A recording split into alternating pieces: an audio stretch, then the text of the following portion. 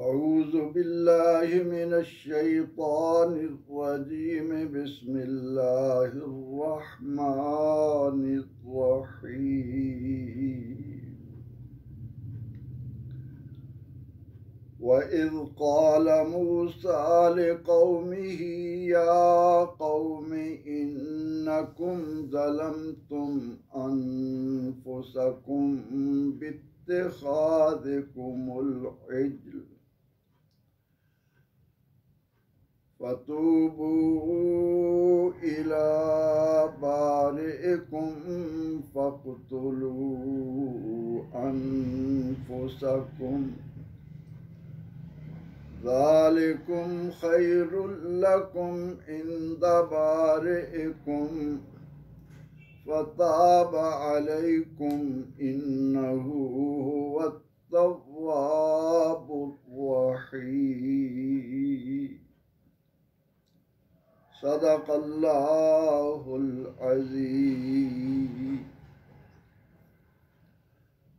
وَإِذْ اور جب یعنی یاد کیجئے، قال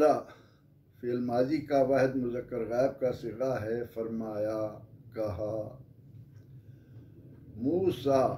حضرت موسیٰ علیہ السلام نے، لے قوم ہی اپنی قوم سے، لے مانے لیے، قوم مانے قوم، ہی مانے اس کے، یعنی اپنی قوم سے، یا قوم اے میری قوم، انکم یقیناً تم، بلا شبہ تم، ظلمتم انفسکم تم نے ظلم کیا، ظلمتم فعل ماضی کا جمع مذکر حاضر کا صیغہ ہے، فعلتم کے وزن پر، انفسکم اپنی جانوں پر، انفس جانے، کم تمہاری، باتخاذکم بے سبب، اتخاذ پکڑنے، بنانے، کم تمہارے، العجل بچڑے کو معبود، فتوبو پس توبہ کرو، توبو فعل امر ہے، حکم دیا جا رہا ہے، الا طرف، بارئ پروردگار، بنانے والا، خالق، کم تمہارا، فاقتلوا پس قتل کرو، انفسکم اپنے آپ کو، ذالکم یہ خیر بہتر ہے، لکم تمہارے حق میں، تمہارے فائدے میں، عند پاس، بارئکم پروردگار تمہارے کے، فتابہ پس اس نے توبہ قبول فرمائی، تابہ فعل ماضی ہے، انہو یقیناً وہ، التواب توبہ قبول کرنے والا، الرحیم رحم فرمانے والا ہے۔ وَإِذْ قَالَ مُوسَىٰ لِقَوْمِهِ اور جب حضرت موسیٰ علیہ السلام نے اپنی قوم سے فرمایا، یا قوم اے میری قوم، انکم ظلمتم انفسکم باتخاذکم العجل یقیناً تم نے بچڑے کو معبود بنانے کی بنا پر اپنی جانوں پر ظلم کیا، فتوبوا الی بارئکم پس تم اپنے پروردگار کی طرف لوٹو، توبہ کرو، رجوع کرو، ذالکم خیر لکم عند بارئکم یہی تمہارے لیے تمہارے رب کے ہاں، تمہارے پروردگار کے ہاں بہتر ہے، فتاب علیکم پس اس نے تمہاری توبہ قبول فرمائی، یقیناً وہ توبہ قبول کرنے والا، رحم کرنے والا ہے۔ اس سے پہلے ہم ان آیات کو جان چکے ہیں کہ موسیٰ علیہ السلام تورات لینے کے لیے طور پر تشریف لے گئے، ان کی غیر موجودگی میں سامری نے زیورات سے بچڑا تیار کیا، قوم کو اس کی پوجا کی دعوت دی، حضرت ہارون علیہ السلام نے انہیں بہت کچھ سمجھایا، مگر قوم 3 حصوں میں بٹ گئی۔ ایک حصہ بچڑے کی پوجا کرنے لگا، ایک حصہ خاموش رہا، اور ایک حصہ اس قوم کا پوجا کرنے والوں کو، شرک کرنے والوں کو روکنے کی طرف مائل رہا۔ اب جب موسیٰ علیہ السلام واپس آئے، اپنی قوم کو اس حال میں دیکھا تو آپ بہت ہی ناراض ہوئے۔ غضبناکی کی حد پر آپ کے وجود پر غصہ طاری تھا کہ قوم کو اپنے بھائی کے پاس اس حال میں چھوڑ گئے تھے کہ وہ شکر گزار بنے کہ ابھی حال ہی میں اللہ نے انہیں فرعون کی قوم سے نجات دی ہے، اور انہوں نے اتنے بڑے جرم کا ارتکاب کیا کہ مشرک بن گئے۔ اپنی قوم کی یہ حالت دیکھ کر موسیٰ علیہ السلام اللہ کی بارگاہ میں متوجہ ہوئے، اللہ سے درخواست کی کہ پروردگار عالمین، میری قوم سے یہ جرم ہوا ہے جو انتہائی بھیانک ہے، تو کرم فرما اور ان کے لیے توبہ کی قبولیت کا سامان عطا کر۔ اب اللہ کریم اپنے نیک بندوں کی دعائیں سنتا ہے، اپنی طرف آنے والوں کو موقع عطا کرتا ہے، رحمت کے طلبگاروں کو کبھی مایوس نہیں کیا کرتا، وہ غفور و رحیم اپنے بندوں پر بے حد مہربان ہے، وہ اپنی جانب چل کر آنے والوں کو کبھی مایوس نہیں لوٹایا کرتا، اس نے اپنے کلیم کی دعا کو قبول فرمایا۔ اب اللہ کی بارگاہ میں یہ دعا اللہ کے کلیم کر رہے ہیں، جو ہمیں یہ بھی درس دے رہی ہے کہ جب کبھی کسی ایسے جرم کا ارتکاب ہو جائے، کوئی ایسی غلطی کر بیٹھیں، تو اللہ ہماری شارگ کے قریب ہے، ہم اس سے دعا کر سکتے ہیں اور کرنی چاہیے، لیکن یہ اس کی رحمت پر منحصر ہے کہ وہ ہم عام بندوں کی دعا کو، اپنے گناہ گاروں کی دعا کو قبول فرما لے یا اس کی قبولیت میں دیر کر دے۔ لیکن جب اس کا مقبول بندہ، جس کے لیے سرور دو جہاں صلی اللہ علیہ وسلم نے فرمایا کہ جو بندہ اللہ کا قرب پا لیتا ہے، اس پر اللہ کا یہ کرم ہو جاتا ہے کہ ارشاد ہوا لَإِن سَأَلَنِي لَأُعْطِيَنَّهُ، اگر ایسا بندہ میری بارگاہ میں سوال کرے تو میں یقیناً اس کو عطا کرتا ہوں، اس کی بات کو رد نہیں کرتا۔ پہلے ایمان یہ سبب ہے کہ بندگان خدا اللہ کے مقرب بندوں کے ہاں چل کر جاتے ہیں کہ ان سے دعا کروائیں، خواہ وہ زندہ ہوں یا اس دنیا سے جا چکے ہوں۔ اصحاب کہف کی یادگار آج تک دعا کی قبولیت کا ایک نشان ہے۔ حضور سید عالم صلی اللہ تعالی علیہ وسلم کی تعلیمات کی روشنی میں ہم ائمہ کبار کو دیکھتے ہیں۔ یقیناً یہ بات جان کر آپ کے روح کو ایک تازہ جھونکا نصیب ہوگا کہ امام شافعی رحمۃ اللہ علیہ جب دنیا میں تشریف لائے تو اس وقت امام ابو حنیفہ رحمۃ اللہ علیہ کا وصال ہو چکا، آپ اسی روز وصال پا گئے۔ اب امام شافعی رحمۃ اللہ علیہ نے علوم قرآن و سنت اس انداز سے سیکھے کہ آج ایک مجتہد کی حیثیت سے، ایک عظیم سکالر کی حیثیت سے جانے جاتے ہیں، بہت بڑے مذہبی رہنما ہیں، انہیں فقہ میں امام مانا جاتا ہے، فقہ شافعی کے وہ مدون ہیں، عطا کرنے والے ہیں، تدوین کرنے والے ہیں، وہ فرماتے ہیں کہ مجھے جب بھی کوئی مشکل پیش آتی، میں سیدنا امام ابو حنیفہ رحمۃ اللہ علیہ کے مزار کی زیارت کے ارادے سے نکلتا، اللہ میری مراد پوری کر دیتا۔ بہرکیف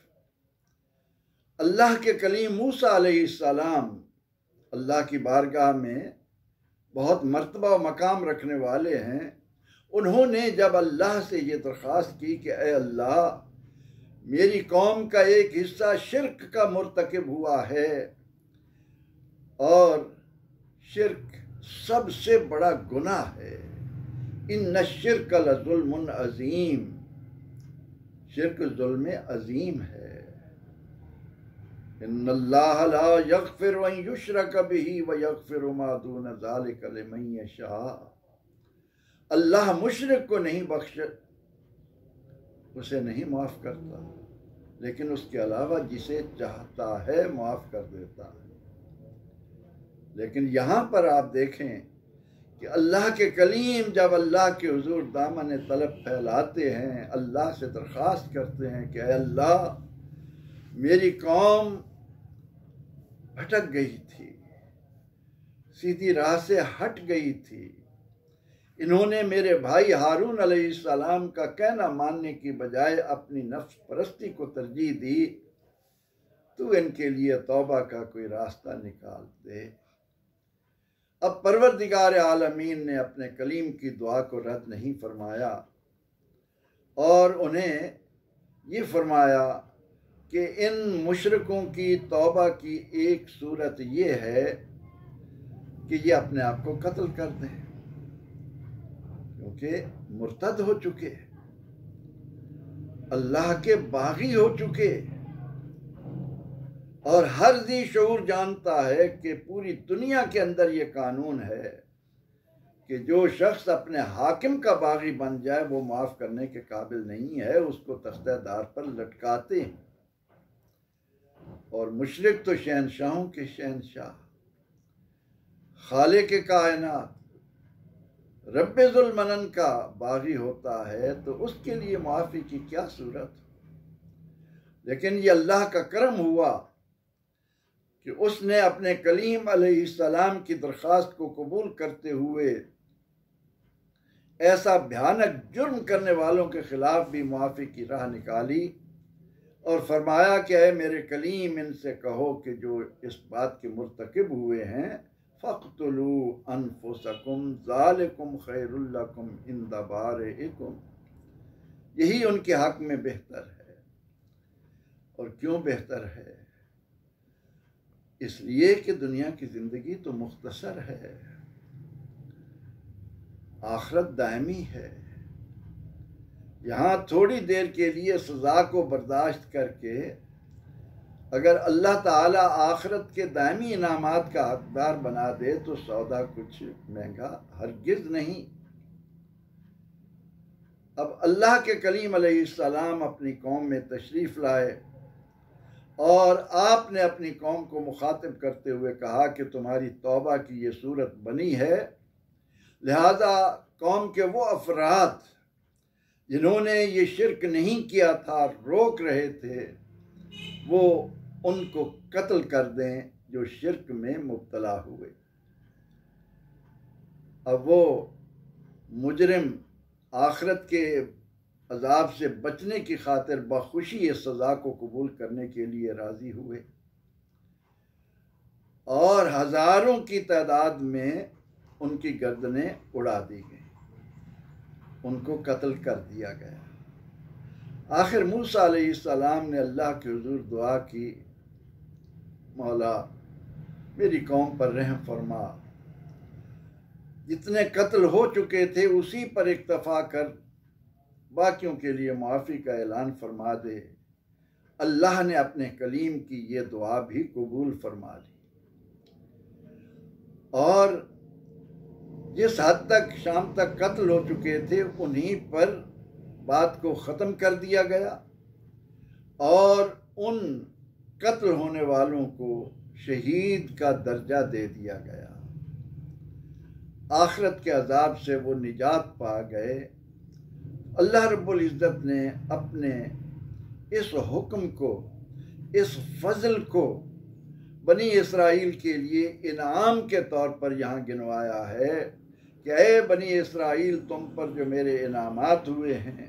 ان میں سے میرا ایک یہ انعام کہ تم شرک کے مرتکب ہوئے تھے، تمہیں قطعاً معافی نہ دی جاتی، لیکن میرا تم پر فضل ہوا کہ میں نے اس سے بھی تمہارے لیے معافی کی ایک صورت عطا کر دی، جس کی وجہ سے تاب علیکم انہ هو التواب الرحیم، اس تواب الرحیم نے تمہاری توبہ کو قبول کر لیا۔ اب یہ آیہ کریمہ ہم اہل ایمان کو اس حقیقت کی طرف متوجہ کر رہی ہے کہ یہ بنی اسرائیل کتنے جرائم کے مرتکب ہوئے ہیں۔ شرک کیا، ناقابل معافی گناہ کا ارتکاب کیا، اپنے نبی کی نافرمانی کی، ایک ایسے جرم میں مبتلا ہو گئے کہ جن سے اللہ کا نبی ان کو منع کر رہا ہے، مگر اس کے باوجود رب تعالیٰ کی رحمت ان کے حق میں پلٹی اور انہیں معاف کر دیا گیا۔ یہ آیہ کریمہ ہم اہل ایمان کو بھی ایک امید دلا رہی ہے، اور وہ امید کیا ہے کہ وَلَوْ أَنَّهُمْ إِذْ ظَلَمُوا أَنفُسَهُمْ جَاءُوكَ۔ اللہ تعالیٰ اپنے حبیب مکرم صلی اللہ علیہ وسلم سے فرماتا ہے کہ اے میرے محبوب کریم صلی اللہ علیہ وسلم، اگر یہ لوگ اپنی جانوں پر ظلم کر بیٹھیں، ظلم کا لفظ آپ کو ابھی میں بتا چکا کہ کتنے بڑے جرم کے لیے استعمال ہوتا ہے۔ اب اگر یہ ایسا جرم کر بیٹھیں، ظلم کے مرتکب ہو جائیں، جاؤکا، آپ کی بارگاہ میں آئے، میں شارک سے قریب ہوں، سنتا ہوں، مگر میں ہی حکم دے رہا ہوں کہ یہ لوگ آپ کے پاس آئیں، فاستغفر اللہ، اللہ سے بخشش مانگیں، واستغفر لهم الرسول، اور ان کے حق میں میرے محبوب کے لب بھی متحرک ہو جائیں، میرا محبوب، مجھ رب کا میرا یہ مقبول بندہ بھی ان کے حق میں استغفار کا کلمہ کہہ دے، لَوَجَدُ اللَّهَ تَوَّابًا رَحِيمًا، تو یہ یقینی طور پر اللہ کو توبہ قبول کرنے والا، مہربان پائیں گے، رحم کرنے والا پائیں گے۔ اللہ تعالیٰ نے اس آیہ کریمہ کے ذریعے ہمیں بھی ایک شاندار وسیلہ عطا کر دیا کہ ہم بھی اس کی بارگاہ میں جب دعا مانگیں اور اس کی بارگاہ میں اس کے محبوب کا وسیلہ پیش کریں، تو یقینی طور پر یہ امید رکھیں کہ ہمارا پروردگار ہماری ان خطاؤں سے درگزر کرتے ہوئے ہمارے لیے معافی عطا فرما دے گا، ہم پر مہربان ہو جائے گا۔ تو جہاں یہ آیہ کریمہ بنی اسرائیل کو قیامت تک یہ یاد دلاتی رہے گی کہ تم پر یہ اللہ کا انعام ہوا کہ تم سے اتنا بڑا جرم سرزد ہوا تھا کہ جس کی ہمیشہ کے لیے جہنم کی آگ سزا تھی، اس نے اپنے کلیم کے صدقے میں تمہیں معافی کا ایک راستہ عطا کر کے آخرت کے عذاب سے بچا لیا۔ اسی طرح اے اہل ایمان، اللہ کی بارگاہ سے توبہ کا جو ہمیں ایک نسخہ ملا ہے، اس کی ایک عظیم نعمت میسر آئی ہے، اس کو کبھی بھی ہاتھ سے نہ جانے دیجیے۔ اور بزرگ یہاں تک کہتے ہیں اجلوا بالصلاۃ قبل الفوت، نماز کے فوت ہونے سے پہلے جلدی کرو، وَأَجِّلُوا بِالتَّوْبَةِ قَبْلَ الْمَوْتِ، اور موت سے پہلے پہلے توبہ کی طرف جلدی کر لو۔ اللہ نے ہمارے لیے توبہ کا یہ دروازہ موت کا غرغرہ شروع ہونے تک یا سورج کے مشرق کی بجائے مغرب سے طلوع ہونے تک اس نے اسے کھلا رکھا ہے۔ اللہ رب العزت اپنے ان بے مثل فرامین کو سمجھنے، اپنے دل میں بسانے اور اس میں دی گئی ہدایات پر عمل کی توفیق عطا فرمائے۔ آمین۔ وآخر دعوانا ان الحمد للہ رب العالمین۔